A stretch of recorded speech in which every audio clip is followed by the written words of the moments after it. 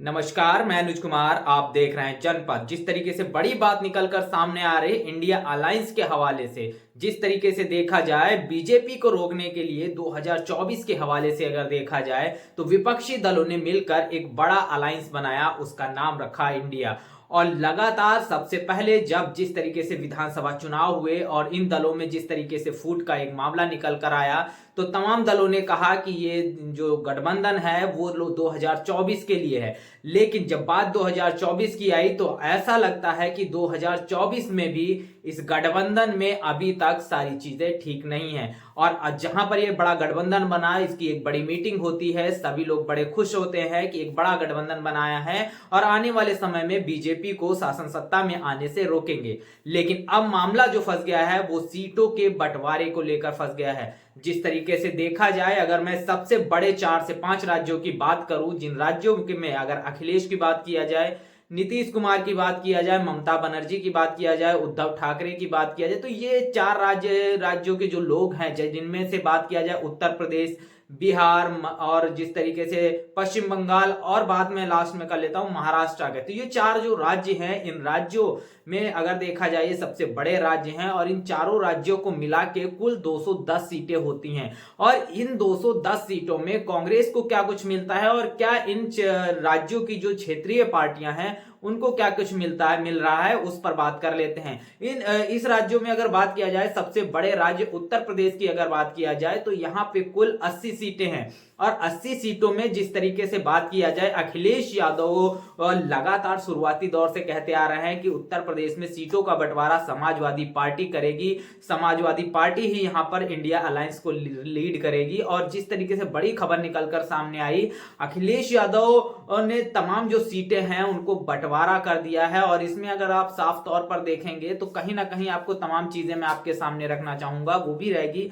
अखिलेश यादव ने, यानी कि अगर बात किया जाए, इन्होंने कांग्रेस को उत्तर प्रदेश के अंदर 15 सीटें देने के लिए तैयार हैं। और आरएलडी की बात किया जाए, जयंत चौधरी की पार्टी की बात किया जाए, तो इनको 6 सीटें देने के लिए तैयार हैं। समाजवादी पार्टी खुद उत्तर प्रदेश के अंदर 58 सीटों पर चुनाव लड़ने की तैयारी में है और चुनाव लड़ने जा रही है। और कहा यह भी जा रहा है कि चंद्रशेखर आजाद रावण को भी 1 सीट दी जाएगी। इस तरीके की बड़ी खबर जो है वो उत्तर प्रदेश से निकल कर आ रही है। देश की सबसे बड़ी पार्टी, सबसे पुरानी पार्टी कांग्रेस, उसको उत्तर प्रदेश में मात्र 15 सीटें दी जा रही हैं और वहीं अखिलेश यादव 58 सीटों पर चुनाव लड़ते हुए दिखाई दे रहे हैं। अब इसके बाद अगर मैं बात कर लेता हूं, जिस तरीके से महाराष्ट्र की बात कर लेता हूं, तो महाराष्ट्र से लगातार जो तमाम खबरें निकल कर आ रही हैं और महाराष्ट्र से जिस तरीके से खबर आई है, इसे साफ तौर पर आप जाहिर हो जाएगा। जिस तरीके से महाराष्ट्र से संजय राउत का एक बड़ा बयान आया है और संजय राउत ने कहा है, महाराष्ट्र में सबसे बड़ी पार्टी शिवसेना है, कांग्रेस ने महाराष्ट्र में कोई सीट नहीं जीती, वे 0 से शुरुआत करेंगे, हम हमेशा से 23 सीटों पर लड़ते आए हैं।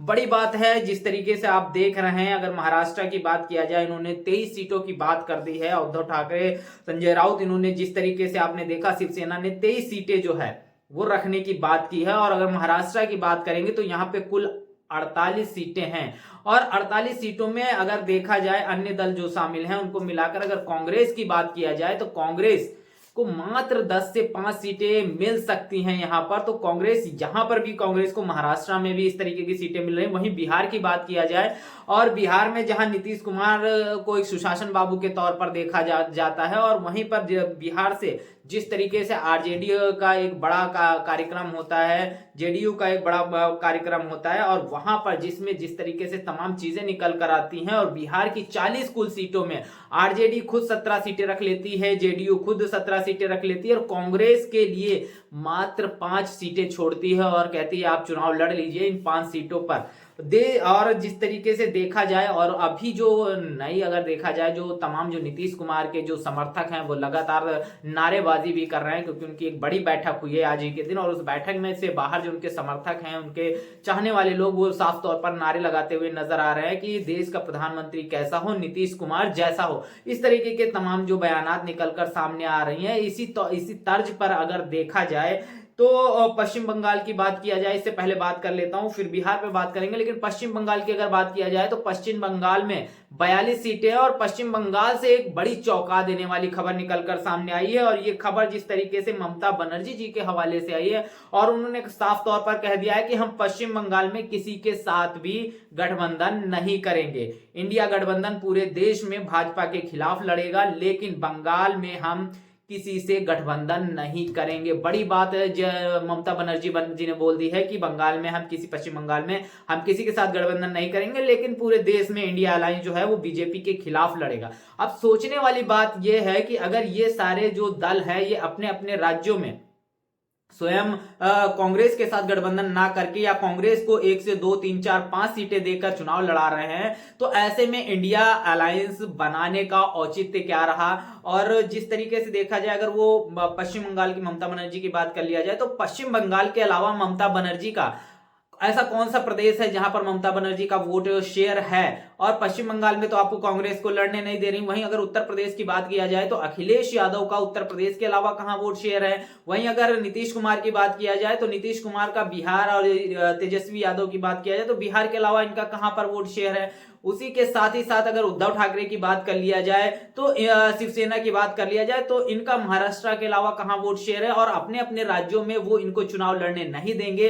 और केजरीवाल की अगर बात किया जाए तो केजरीवाल भी दिल्ली और पंजाब में शायद कांग्रेस के साथ अलायंस नहीं करेंगे। तो इस तरीके की तमाम जो खबरें निकल कर आई और इससे साफ तौर पर जो मायावती जी ने एक बात कही थी, ये गठबंधन ऐसा है कि दिल मिले ना मिले हाथ मिलाते रहिए, और वही तर्ज दिखाई दे रही है। और जिस तरीके से तमाम चीजें निकल कर आ रही इन सीटों पर, क्योंकि अगर कांग्रेस को कुल देखा जाए इन 4 राज्यों में 20 से 25 सीटें मिल रही हैं और इन 210 में से 20 से 25 सीटों पर कांग्रेस तो नहीं मानने वाली है। कांग्रेस ऐसा नहीं मानेगी क्योंकि देश की सबसे बड़ी और सबसे पुरानी पार्टी है। अब कांग्रेस के पास एकमात्र विकल्प बहुजन समाज पार्टी बचती है और इसीलिए कांग्रेस ने अब बहुजन समाज पार्टी से नजदीकियां बढ़ाना शुरू कर दिया है।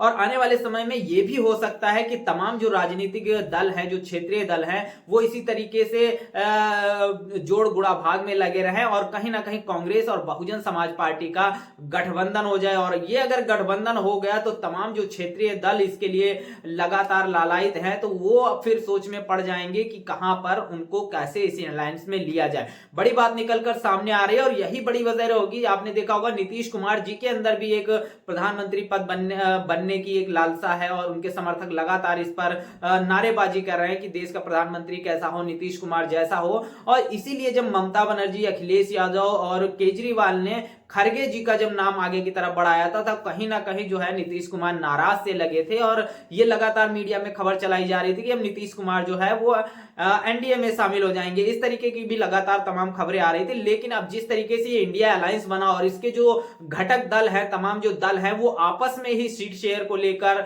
लगातार आपस में ही तमाम चीजों को तय नहीं कर पा रहे हैं। और 2 से 3 महीने बाद अगर चुनाव होता है तो ऐसे में ये गठबंधन कैसे भारतीय जनता पार्टी के खिलाफ में चुनाव लड़ेगा।